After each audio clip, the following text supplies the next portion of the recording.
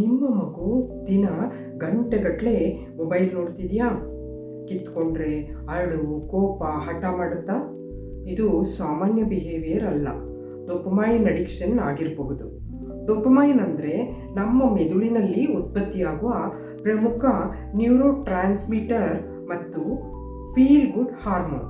ಇದನ್ನು happy hormone ಅಂತಾರೆ. ಇದು ಸಂತೋಷ, ಪ್ರೇರಣೆ, ಸ್ಮರಣೆ, ಚಲನೆ ಮತ್ತು ಕಲಿಕೆಯನ್ನು ನಿಯಂತ್ರಿಸುತ್ತೆ. ಮೊಬೈಲ್ ಜಾಸ್ತಿ ನೋಡಿದ್ರೆ ಡೋಪಮೈನ್ ಅಡಿಕ್ಷನ್ ಆಗುತ್ತೆ. ಮೆದುಳು ಪ್ರತಿಫಲ ಬಯಸುತ್ತೆ. ಊಟ, ಪಾಠ, ಆಟ ಯಾವುದರಲ್ಲೂ ಆಸಕ್ತಿ ಇರೋದಿಲ್ಲ.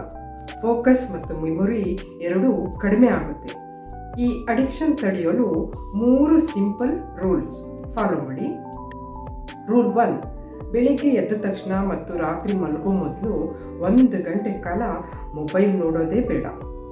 ರೂಲ್ 2, ದಿನಕ್ಕೆ ಮ್ಯಾಕ್ಸಿಮಮ್ 2 ಗಂಟೆ ಮಾತ್ರ ಮೊಬೈಲ್ ಎಂಟರ್ಟೈನ್ಮೆಂಟು.